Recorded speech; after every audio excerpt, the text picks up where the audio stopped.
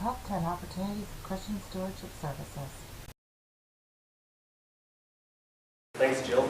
I guess one of the things at the end of the day, what we're hoping to get across is, again, it's easy to think of donations as being limited to being fulfilled and pledges being fulfilled from our annual income. But planned giving is about using our assets, the assets that God's entrusted to us in tax-efficient ways. And as Jill mentioned, securities are one pocket of assets, but another one is our retirement funds, our RRSPs or our RRIFs. So I'm going to talk a little bit now about a couple of ways that donors can use their retirement assets to support you. The types of donors you should be looking for this gift and how CSS can help you with that. I found over the last number of years meeting with your donors that not everybody has complicated estates and all sorts of different types of assets, but many people, and I'm sure most people here as well, do have RRSPs, registered retirement savings plans, which people put money into faithfully to save for retirement, and then when they retire, or by the time they're 71, they convert those to RRIFs, which are registered retirement income funds. And then they're forced to take money out of that. RRSPs work on the principle that when you put money into them, you get a tax deduction, that thing I mentioned earlier. So the government forgets you ever made the money, you don't pay tax on it. However, once you pull it out in retirement, every penny is included in your income tax, in your taxable income, and you have to pay tax on that. So where people are making large withdrawals from their RRSPs or their RRIFs, they are putting themselves in higher tax brackets.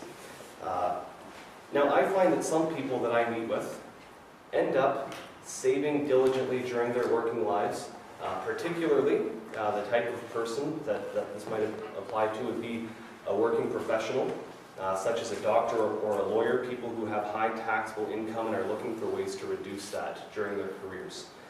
You may find a number of business owners have the same thing. As they take money out as salary from their business, they are wanting to reduce their tax.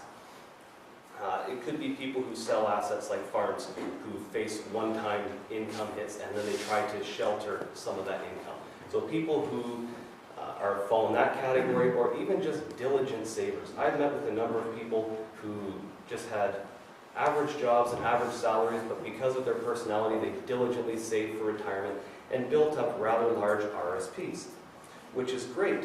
But once they find themselves in retirement, those large RRSPs, they often find they're earning more income than they planned on, and as a result, they're paying more tax than they ever planned on. Again, large withdrawals equal high income, equal high taxes. And for some of these people, once they convert their RRSPs to their RRIFs, they have no further opportunity to defer their income. They can't put money into the RRSP anymore, so they have no choice but to bite the bullet and pay the tax at that point. So, if they're looking for ways to mitigate the taxes, another option to discuss with them are donation credits. That could be from their annual income, but large RRSPs and large RRIFs are fantastic places to go for these people to fulfill large one-time gifts. Because by taking funds out of their RRSP or out of their RRIF, they're able to lower the entire amount. All future withdrawals are then lower, future income becomes lower, and future tax. This is a great type of tool for you to bring to donors, again, who have these types of assets and who want to do one-time gifts, whether that's for a special project.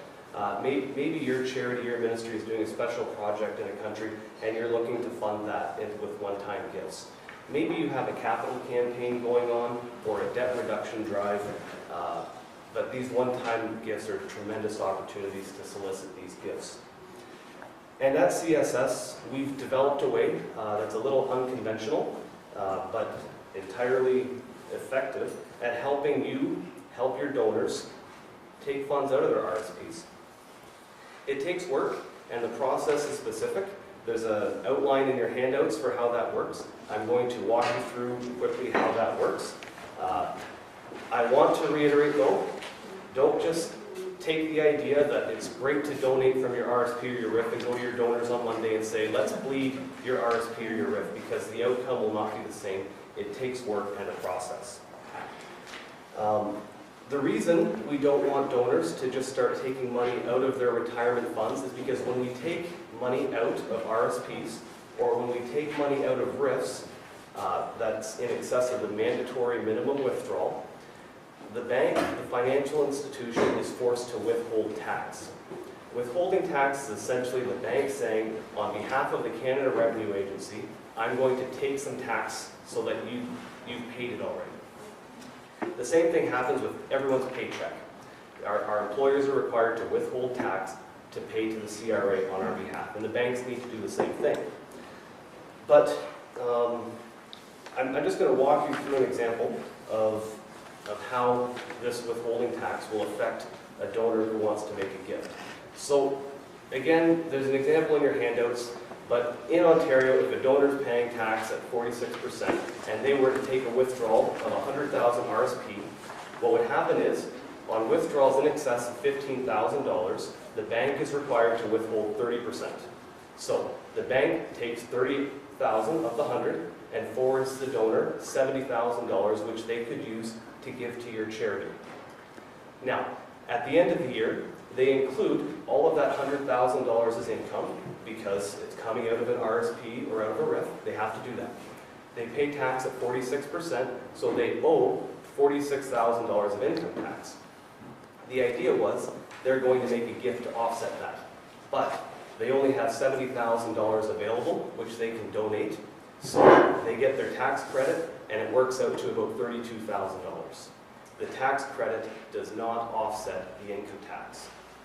But there is a way to get that withholding tax forgiven by seeking advance permission from the Canada Revenue Agency.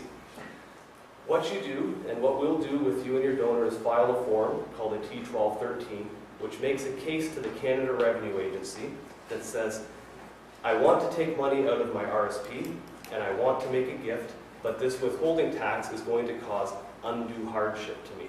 It makes it too difficult because I can't offset all of the taxes.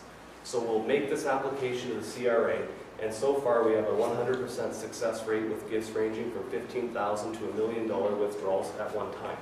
So the CRA sends a letter to your donor that says, yes, you have permission, your bank has permission to forgive the withholding tax. And how does it work differently? With no withholding tax deducted at source from the withdrawal, what happens is your donor has the entire $100,000 available, which he or she can donate to you. So you're able to give them a donation receipt for the full amount of the gift. What happens is, instead of $70,000 for their tax credit, they get $100,000. And so the tax credit they receive eliminates all of the income tax that they have to pay. So this is how, by effective means of using this application, taking some time, working with CSS, we can help you approach your donors and find new ways that they can support you. So the reason we want to do this is because then we avoid a situation where your donor has to tap other resources to fund that shortfall and make up the donation credit, so that then they have all the money at once in order to do that. All of the income is still taxed to them, but again, the donation credit offsets it. Important things to take from this: you need to file the T1213 first. You cannot do this without doing that. You need to, when you file that form, make a case to the Canada Revenue Agency about why it presents undue hardship. You wait for the CRA to respond. You take the CRA's response to the bank, and then the donor must make the gift in the same tax year that the money comes out. So there's a specific process. We're glad to sit down with you and help your donors put this into place. There's similar tax benefits to people donating their RSPs or their RIFs at their death. There's a bit of a case made in the handouts for how that works, but essentially people can leave their RSPs to you when they pass away through a beneficiary designation at the bank, or a beneficiary designation in their will, and your estate would then, or their estate would receive the tax credit from you just like they do during their lifetime. And actually, in Dave's slides about requests, there's a scenario that shows how that works also. I think that was page 5 or something like that. So the reason I wanted to talk about this today is because it works. as a donor development officer, you meet with your donors and you know what campaigns, what causes these people like to support. Maybe there are these one-time gifts that people want to support, or one-time things that they would want to use their donation for. I met with a person a number of years ago who was a business owner, and just a little bit of background to how we identified that they were a candidate for this. I sat down with them for other reasons actually and talked about what their retirement needs were, what assets they had, and quickly discovered that what they had in their care was much more than they would ever need for their retirement income, from their RSPs, from other business ventures. They just had no need for it.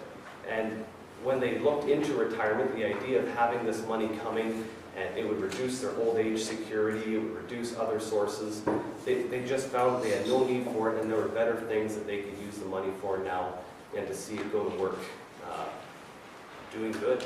And you have a number of donors like that too. I'm going to tell you a little bit later what that donor ended up using that gift for. It's kind of an interesting story, I think. But yeah, I guess I hope in the last 10 minutes or so you've just got an idea of how this gift works. We'll take some questions at the end, and the type of donor we're looking for to use this. And yeah, if you have any questions, we'll discuss that a little later. CSS can help. Call 1-800-267-8890 or visit us online at csservices.ca. Thank you.